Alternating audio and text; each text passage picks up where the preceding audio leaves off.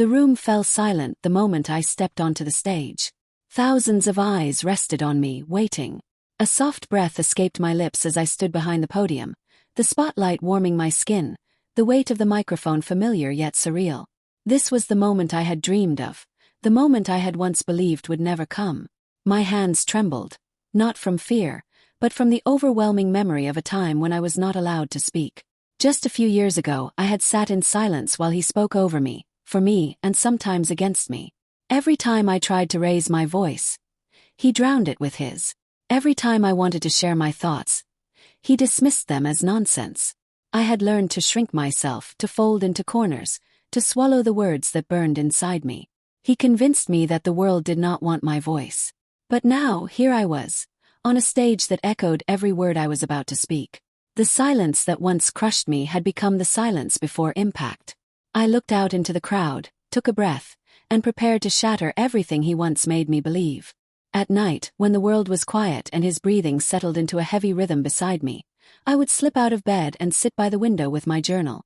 I wrote in the dark, the moonlight barely enough to see the ink gliding across the pages. It was the only place where my voice still existed. I would write what I could never say, scream in silence, and pour every unspoken word into those pages like they were the only ones listening. My handwriting often shook, smudged by tears, but on those pages I existed, mattered. I remembered being a child, standing barefoot in the garden, reciting poems to the wind. I used to gather my dolls and speak to them as if they were a crowd. I would sing loudly, off-key but full of joy, never caring who heard me. Back then, my voice was not something I thought about. It was simply a part of me, alive, fearless, and free. But that version of me had faded, little by little, with every look of disapproval he gave, every correction, every cruel smile that followed my attempts to speak freely. The first time I tried to push back, I had only said that I disagreed with him at dinner. It was a small thing, a difference in opinion about a news story. But the silence that followed was colder than any winter night. He did not speak to me for 2 days. When he finally did, he made sure I understood that my opinion had embarrassed him, that I should have known better, that women who challenge their partners in public make everyone uncomfortable. I had sat there, speechless, unsure whether to apologize or disappear. I chose to apologize, but a part of me vanished that day anyway. It became a pattern. If I laughed too loudly, I was told I was being childish. If I spoke passionately, I was called dramatic. If I shared my ideas, I was accused of trying to compete with him. Over time, I stopped reacting. I stopped trying. But the words still lived inside me. I just did not let them leave my mouth anymore. I poured them into my journal, hiding it under old clothes at the back of the closet, like a secret I could not let him find. It was strange. Writing what I could not say felt like breathing underwater. It hurt, but it kept me alive. One evening, I found myself at a small community library, drawn in by a flyer about a poetry reading. I had not intended to stay, but something made me sit in the back row. A woman with silver hair stood at the front, reading lines so raw and honest that they made my chest ache. She spoke like the words came from old wounds. When she finished, the crowd clapped politely, but I sat there stunned. Her voice was not loud, but it carried weight. It had truth. And for the first time in years, I felt something shift inside me. After the reading, I waited near the doorway, unsure why. She approached me without hesitation, her eyes warm and knowing. "You have something to say," she said softly, like it was not a question. "I can see it in your eyes." I wanted to deny it, to smile and walk away, but the words caught in my throat. All I could do was nod. Her name was Mira, and she told me she used to be silent once too. We sat for a while, speaking in hushed tones, and I found myself telling her things I had not told anyone. She listened without interruption, without judgment, just quiet understanding. After that day, I visited the library more often. Mira would sometimes bring me books. Other times she would just sit with me while I wrote. She never pushed, never asked me to speak more than I wanted to. But her presence gave me strength, like she was holding a lantern in the darkness of my silence. Slowly, I began to feel my voice again. Not loud, not steady, but present. Still, every time I returned home, the weight of that house settled on my shoulders again. He noticed changes in me. The way I stood a little straighter, the way I looked him in the eye a second longer than before. He began to question me more. "Where do you go all the time? Why are you always writing?" I lied, telling him I was volunteering, that I was writing recipes, anything but the truth. He did not like change. He did not like anything he could not control. There was one night I remember clearly. I had written a poem that felt like a scream. It was about a woman trapped in a glass room, her mouth open but no sound coming out. I read it aloud to myself in the bathroom, quietly, tears sliding down my cheeks. I did not hear him come in until he was standing in the doorway. "What are you doing?" he asked, his voice sharp. I froze, the paper trembling in my hands. "Nothing," I whispered. He snatched the page from me, read it, then laughed, cold, cruel laughter that echoed in the small space. "You think you are a writer now," he sneered. "Do you think anyone wants to hear this? You sound pathetic." He crumpled the page and threw it into the trash. I stared at it, crushed and bent, and something inside me cracked. Not broken, not shattered, but cracked like the first line in a frozen lake before it gives way.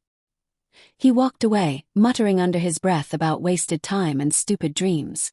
But I stayed there, unmoving, staring at the paper, and I realized something. He could tear my pages. He could mock my words. But he could not unwrite them from my soul. The next morning I rewrote the poem. Then I wrote another. And another. I filled pages until my fingers hurt, until my heart felt lighter. Mira read them all, eyes glistening. "You have something rare," she told me one afternoon. Not just a voice, but the courage to find it again. Her words stayed with me, echoing louder each day. I began to imagine a world where I could speak without fear, write without hiding, breathe without flinching. The thought was terrifying, but it was also beautiful. One day, Mira handed me a flyer for a writing contest. "Submit something," she said. "Anonymous. No one needs to know." I laughed nervously, but I took the flyer. That night I sat at my desk, staring at a blank screen. My hands hovered over the keys, trembling. I had no idea what I was doing. But then I remembered that girl in the garden, reciting poems to the wind, and I began to type. My voice, once buried, was rising. Quietly, reluctantly, but rising. And somewhere deep within I knew. It was only the beginning. It began with a whisper. A late night, a flickering screen, and a post that caught my eye in a quiet corner of the internet. I had searched for something vague. Something about emotional control, about losing yourself in a relationship. I did not even know what I was looking for. But I found a forum filled with voices. Real voices. Women and men from all over the world sharing stories that sounded frighteningly familiar. They spoke about how their confidence was slowly stripped away. How their dreams were mocked. How silence was demanded from them until they forgot what it felt like to speak at all. I read for hours, not realizing the sun had begun to rise. It was like reading pieces of my soul in someone else's handwriting. Every post chipped away at the belief that I was alone. Every comment reminded me that pain shared is sometimes pain halved.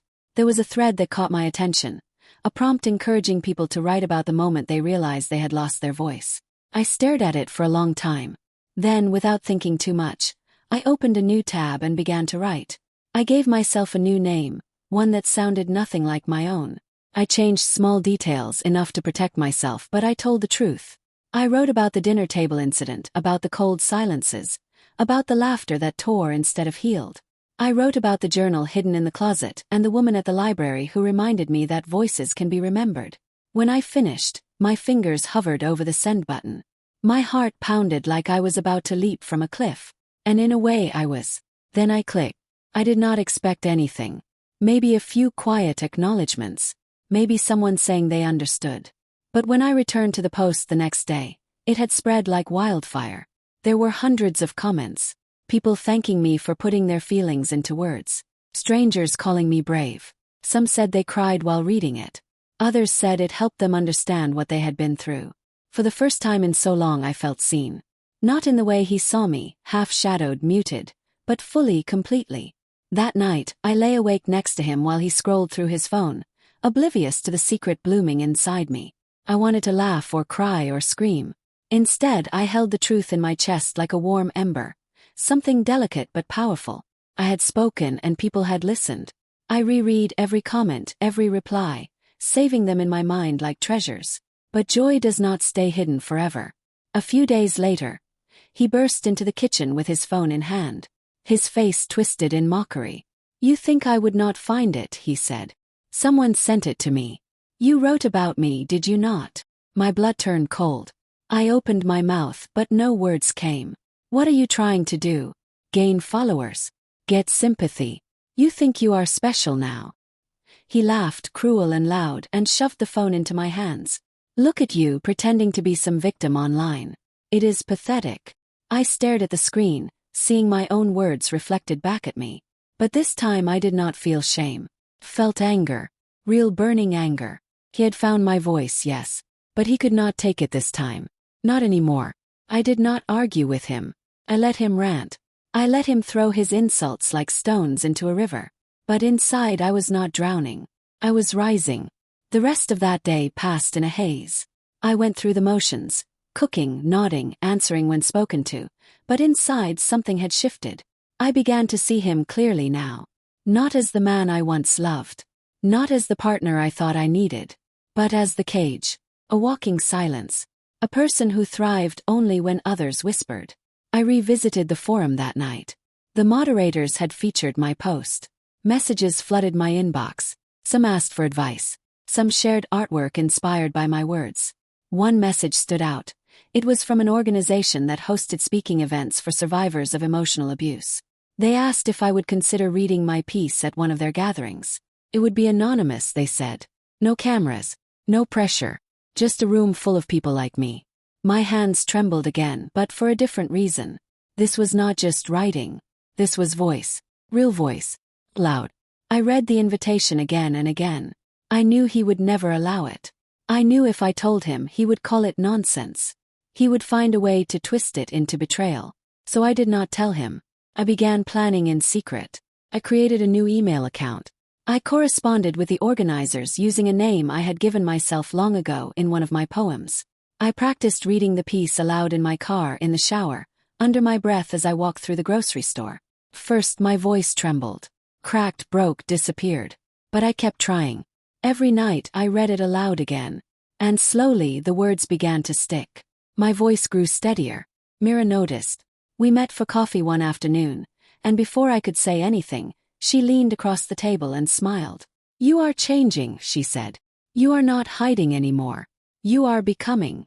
I wanted to tell her everything, but I held it in for now. Some dreams are too fragile to share before they take shape. Home he remained the same. Bitter. Controlling. Suspicious. But now, every word he threw at me hit a different surface. I was not absorbing them anymore.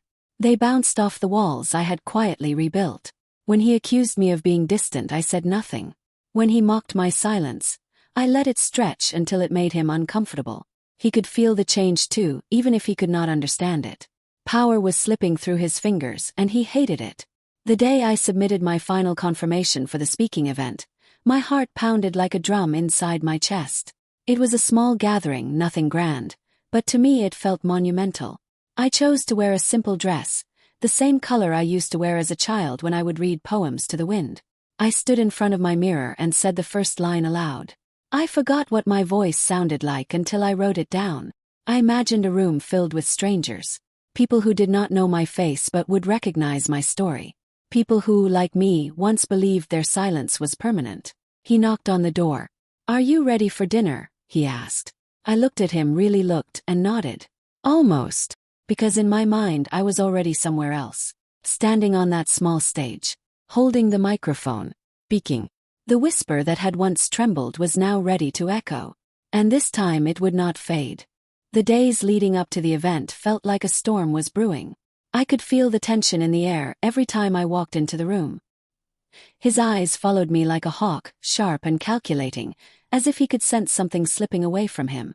I had learned over the years to suppress the smallest hints of rebellion, to hide the things that might give me away. But now, no matter how hard I tried to maintain the illusion of normalcy, the truth was seeping through the cracks. I was changing and he could feel it. One evening he cornered me in the kitchen. His voice low and dangerous. I know what you are doing, he said, his tone cutting through the air like a blade. I know what you think you're becoming. You think you can just walk away from me. From everything. I did not respond. I knew that silence was my safest defense, but this time I could not hold it in. I could feel the words rising inside me, the words I had been choking on for so long. You cannot control me anymore. I said, my voice barely above a whisper. I'm not your prisoner. His face twisted in fury. You think you have the right to speak now? After everything I've done for you? After I've given you everything? You want to leave all of this behind? You want to throw it away for some fantasy of being heard? He stepped closer, and the air thickened with the weight of his anger. I could see the way his fists clenched at his sides, his chest rising and falling in quick, uneven breaths. My heart raced, but I stood my ground, trying to steady my breath. For the first time in years, I did not look away. You are nothing without me, he spat, his words like a slap to my face. You'll be nothing without me. In that moment, the storm broke.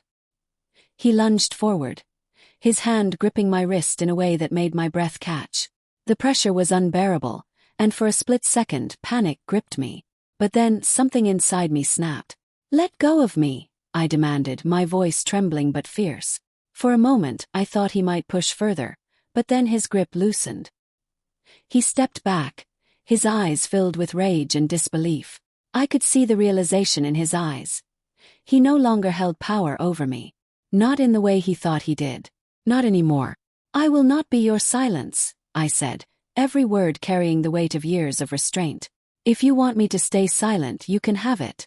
But it will be the last thing you ever get from me. He did not answer. Instead, he turned on his heel and stormed out of the room, leaving me standing there, breathing hard, my heart still pounding in my chest. I knew then that the choice had been made. Could not go back. I would not go back. But walking away came with a cost. The following days were a blur of empty spaces and quiet rooms. He did not come back that night or the night after. I could hear the echo of his absence in every corner of the house, in every still moment. The silence that had once been suffocating was now deafening. I had never been more alone. The first few weeks were a whirlwind of uncertainty. I left the house without a plan, without a safety net. I had no job, no money, no idea what came next. The life I had known was gone, and I was floating in a vast, empty sea. There were moments when doubt crept in, when the fear of failure and loneliness tried to claw its way back into my heart. Would I regret leaving everything behind? Was I strong enough to face the world alone? I didn't have the answers. All I knew was that the voice I had found could not be silenced. Not again. Not for him. Not for anyone. It was during one of my late-night walks, my mind swirling with the weight of what had just happened, that I received a message from Mira. I knew you would do it, it read. You're stronger than you think. I've been in touch with someone who might be able to help you. Just trust me. I didn't question it. I knew Mira and I trusted her. She had seen me when I couldn't see myself. She had been the light when all I had known was darkness. I replied quickly, asking her what she meant. The next day she called me. I've been talking to a friend who works at a small cafe that hosts open mic nights. They're looking for someone to speak at an event next week. It's a small crowd, but it's a start. You should do it. First I hesitated. The idea of standing in front of people, speaking my truth out loud, terrified me. What if they judged me? What if my voice cracked, or worse, if I fell apart in front of them? But then I remembered what I had left behind. I remembered the silence. The suffocating, crushing silence that had held me captive for so long. I could not go back to that. I'll do it, I said, my voice steady despite the fear bubbling inside me. I'll speak. Mira smiled through the phone. I knew you would. You'll be amazing. The day of the event came too quickly, and I found myself standing outside the small cafe, my heart racing. The place was cozy, filled with a hum of quiet conversations and the smell of fresh coffee. I felt out of place, a stranger in a world I had not been part of for so long. But I walked inside with my head held high, determined to face this new chapter, no matter how small it seemed. When it was my turn to speak, I stepped up to the microphone, the nerves almost crippling me. But then I remembered why I was there. I remembered the stories that had been shared with me, the voices that had resonated deep within my soul. This was my moment. This was my voice. And I was not going to waste it. I spoke of the silence, of the years I had spent choking on words I could not say. I spoke of the fear, the shame, the powerlessness. I told them of the moment I realized I could never go back. And as I spoke, I felt the weight of everything I had carried for so long lift off my shoulders. I was not just speaking to them. I was speaking to myself. I was finally free. When I finished, the room was quiet for a moment. And then someone in the back clapped. Slowly at first, then others joined in, until the sound filled the small space, and I stood there, trembling with a mixture of relief and disbelief. I had done it. I had found my voice, and it was not just mine anymore. It was theirs too. The applause didn't last long, but it was enough. It was everything. That night, I left the cafe with my head held a little higher, my heart a little fuller. I was still scared. I was still unsure of what came next. But I knew one thing for sure. I had spoken, and nothing could ever take that away from me. The road ahead was uncertain, filled with challenges, loneliness, and fear. But for the first time in years, I felt like I could face it. I was no longer defined by the silence. I was the one writing the story now. And the story was just beginning. The night of my first real performance felt like I was standing on the edge of a cliff, staring down at a vast unknown. My hands shook as I adjusted the microphone stand, my heart hammering in my chest, and my breath felt shallow, as if I could not fully draw it in. The room was dimly lit, the crowd a blur of faces I did not know. The energy was palpable, thick with anticipation, but the weight of it almost crushed me. I had done open mic nights before, but this was different. This was not just a performance. It was me, stripped bare, vulnerable, speaking my truth to people who had never heard it before. I walked up to the stage with the steady steps of someone who had nothing left to lose. I took a deep breath and opened my mouth. At first, my voice faltered, cracked with nerves, but the words came. And then, something shifted inside me. I remembered what it was like to speak freely, to feel the power of my voice fill the room. With every word, I began to feel the heaviness of fear lift off my shoulders. The nervousness was still there, but it no longer controlled me. As I spoke, I saw the faces in the crowd, some nodding, others leaning in, their eyes wide with recognition. I spoke about my past, my silence, the years spent suffocating under someone else's control. I told them about the anger that once held me back, and the strength that had emerged from it. With each line, I felt myself grow stronger, more solid in who I was. This wasn't just a performance, it was my freedom. When I finished, the room was silent for a moment. I felt the weight of every pair of eyes on me, and I braced myself for rejection. But then, slowly, the applause began. It started soft, tentative, but it quickly grew louder, filling the room with a warmth I had not expected. It wasn't just the sound of clapping, it was the sound of acceptance, of validation, of recognition. I stood there, still, not sure what to do with the overwhelming rush of emotion that threatened to overtake me. I had done it, I had spoken, and they had heard me. In the days that followed, the feeling of standing on that stage lingered in my bones, in my heart. I knew this was only the beginning. I began to realize that I had a voice, one that needed to be heard, one that others needed to hear. So I started building my platform. I began with social media, sharing my story, my experiences, and my thoughts on healing. At first, it felt like speaking into the void. But slowly, people started listening. Women and men from all walks of life reached out, telling me how my words resonated with them. They shared their own stories, their struggles with silence and control, their journeys toward finding their own voices. It was overwhelming at first, but it was also beautiful. I was not alone, and neither were they. I started a podcast where I shared stories of healing, of pain turning into strength. I interviewed people who had overcome their own battles, who had found the courage to speak when the world told them to stay silent. Every episode felt like another piece of the puzzle falling into place. I wasn't just telling my story anymore. I was telling the stories of so many others. The voices that had once been buried in silence were now rising together. I also began speaking at local events, sharing my journey with anyone who would listen. Each stage talk was a new opportunity to connect with others, to show them that they were not alone in their struggles. I spoke at poetry nights, reading my words aloud, feeling the weight of each one. And with every performance, I felt myself grow stronger. I felt the power of my own voice, something I had once thought was lost forever, settling deep inside me, solidifying who I was becoming. The more I shared, the more I began to understand how my past had shaped me. The memories I once tried to bury became the fuel for my storytelling. The pain that had once left me feeling broken now became the power I used to connect with others. The more I spoke, the more I healed. My words had become my therapy, my weapon, and my gift to the world. As the months passed, my platform continued to grow. More people reached out. More people listened. I was invited to speak at larger events, and even though my nerves never fully went away, I embraced them as part of the process. Each step forward felt like reclaiming a part of myself I had lost. My voice had become a tool for change, for empowerment, not just for me but for everyone who had ever been silenced. But, as with any success, there were those who tried to tear me down.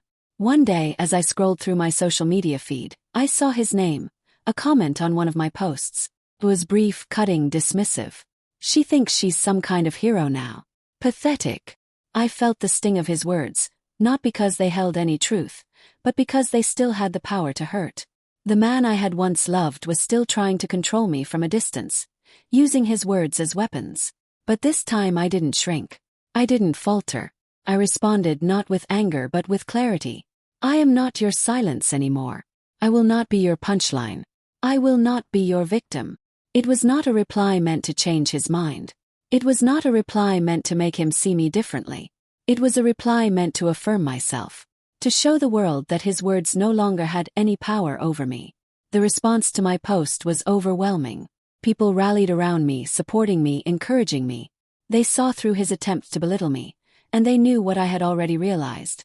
My voice was mine, and nothing could take it away. From that moment on, my journey took on a new light. I became a symbol of strength in my community. People began to look to me for guidance, for inspiration. They shared their own stories with me, told me how I had helped them find their own voices. I was not just speaking anymore. I was leading a movement, one word at a time. I was a reminder that no one, no matter how hard they try, can silence you if you refuse to stay silent. The road was still not easy. There were still moments of doubt, moments where I questioned whether I was enough, moments where I felt the weight of the world pressing down on me. But each time I remembered the stage. I remembered the applause. I remembered the people who had listened, who had stood by me when the silence was overwhelming. And I knew that I could not stop. Not now. Not ever. Because my voice was no longer just mine. It was theirs too. And together we were unstoppable. The email arrived on a rainy Tuesday afternoon, as I sat at my kitchen table, sipping on a cup of lukewarm coffee. It was a message I had been waiting for, but one that still seemed almost unreal. The subject line read, "Congratulations, your TED Talk invitation." My heart skipped a beat as I clicked open the message. The words seemed to blur together at first, but then they began to make sense. The TED organization wanted me to speak, to share my story on a stage that had been graced by some of the most influential voices in the world. A part of me wanted to scream with excitement, to jump up and down, but I held still, letting the weight of the moment settle over me. This was the culmination of everything I had worked for, everything I had fought for. My voice, once silenced, had found a place among the most powerful voices in the world. But as the initial rush of joy began to fade, doubt crept in. Could I do it? Could I really stand in front of that crowd and speak my truth once again? The pressure felt immense. The doubts I had buried deep inside came rushing to the surface. What if I froze? What if my words failed me? What if the world saw me as nothing more than a woman trying to find validation in a space I did not belong? I spent the next few days revisiting my journal, flipping through pages filled with scribbled words, half-formed thoughts, and raw emotion.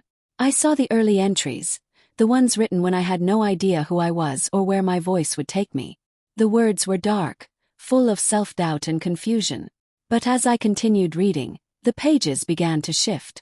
They transformed into stories of survival, of growth, of finding strength in places I never thought possible. I saw how far I had come.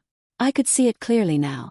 The woman I had been, so afraid of being seen, so desperate to remain small. And then the woman I had become, the woman who refused to be silenced any longer.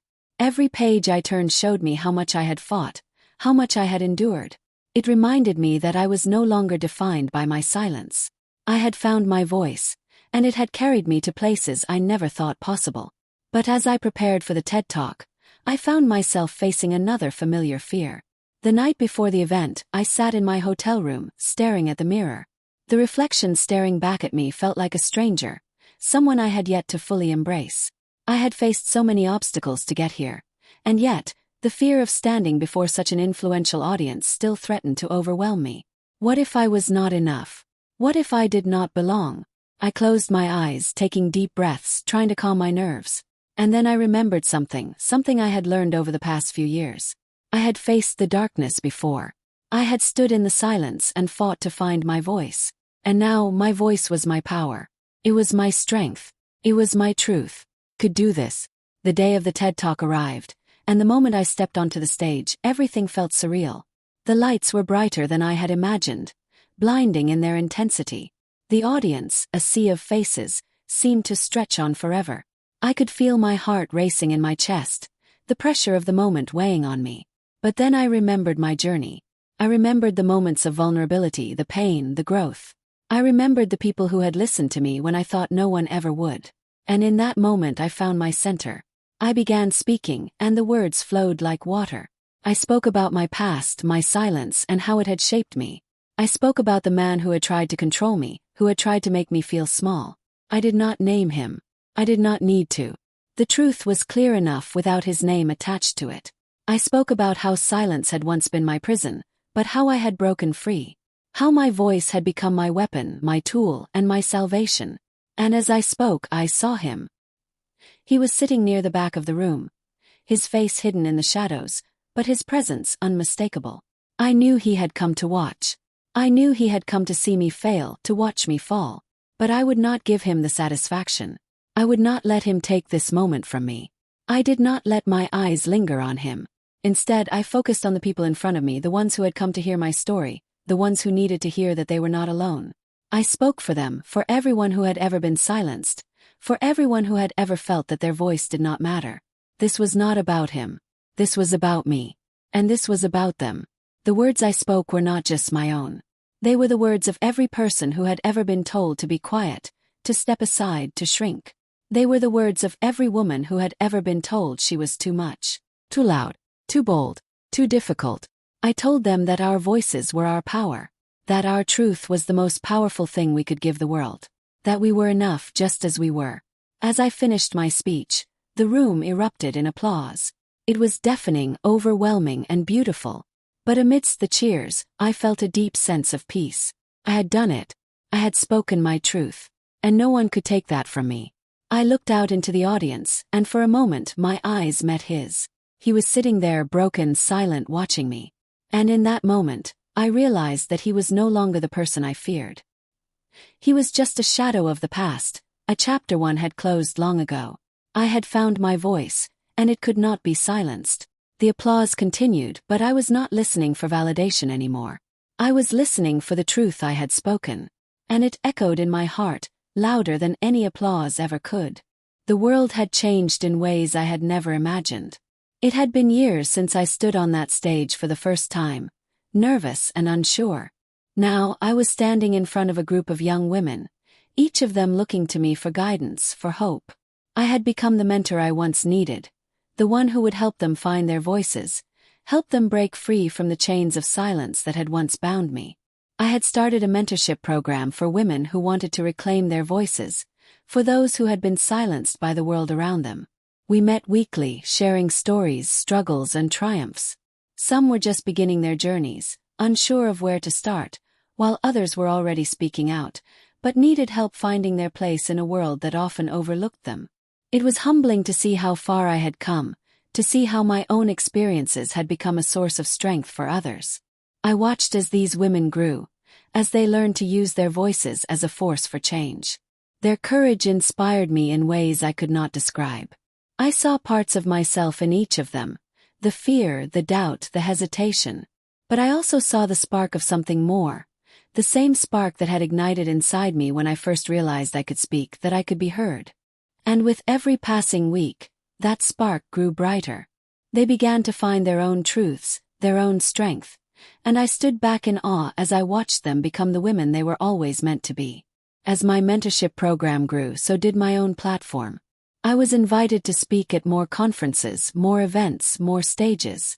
My TED Talk had gone viral, reaching millions across the world, and it was shared by people from all walks of life. My social media exploded with messages of support and encouragement. People began reaching out to me, telling me how my story had helped them find their voices. It was overwhelming, but it was also beautiful. I had become part of something bigger than myself, a movement. The movement had a name now. The Echo. It was a call to every person who had ever been silenced, who had ever been told their voice did not matter, to stand up and speak. It was about empowerment, about reclaiming the right to be heard. The echo was growing, spreading like wildfire, and it was impossible to ignore. The media began to take notice, and soon I was being interviewed for podcasts, television shows, and news articles. I was no longer just a woman with a story. I had become a voice for the voiceless. And with every interview, every speech, every post, I felt my purpose becoming clearer. This was why I had fought so hard to find my voice in the first place. Not for fame, not for accolades, but to help others find theirs. One day, as I was preparing for a book signing event, I paused and looked around. There were hundreds of people waiting in line, each one eager to meet me, to talk to me, to hear more about my journey. My book had been published, telling the story of how I went from silence to speaking out, from being controlled to being free. It had been an overwhelming success, reaching the top of bestseller lists, and I had never imagined that something I wrote could have such an impact on the world. As I signed each book, I saw the gratitude in the eyes of the people before me. They shared their own stories, their own struggles, and they thanked me for being the voice they had needed. It was a humbling experience, one that made me realize just how far I had come. I had gone from a woman who could barely speak for herself to someone whose voice had touched the lives of thousands. Later that evening, as I sat in my hotel room reflecting on the day, I received a notification on my phone. My TED Talk had gone viral again. It had been shared by a major news outlet, and the views had skyrocketed. It was another moment of validation, but this time it felt different. I was no longer chasing approval. I was no longer seeking validation. I was simply being myself, speaking my truth, and letting the world hear me. The next day, I was invited to accept an award for my work in empowerment and advocacy. It was a moment I had never expected, but one that felt like the culmination of everything I had worked for. As I stood on stage, holding the award in my hands, I looked out at the audience. I saw women, men, and children, all of them with their own stories, their own struggles, their own voices. And I realized that this award was not just for me. It was for all of them. It was for everyone who had ever been told to stay silent, to step back, to shrink. It was for the movement that was now unstoppable. As I finished my acceptance speech, I left the stage with a sense of peace. My journey had come full circle. The woman who had once been afraid to speak was now the woman who had helped thousands find their voices. I had gone from silence to being heard, from feeling small to standing tall. And I knew that this was just the beginning. The echo would continue to grow, continue to inspire, and continue to change the world. Standing there in the quiet of my hotel room, I closed my eyes and whispered to myself. He wanted me silent, but now my voice echoes everywhere. And for the first time I truly believed it.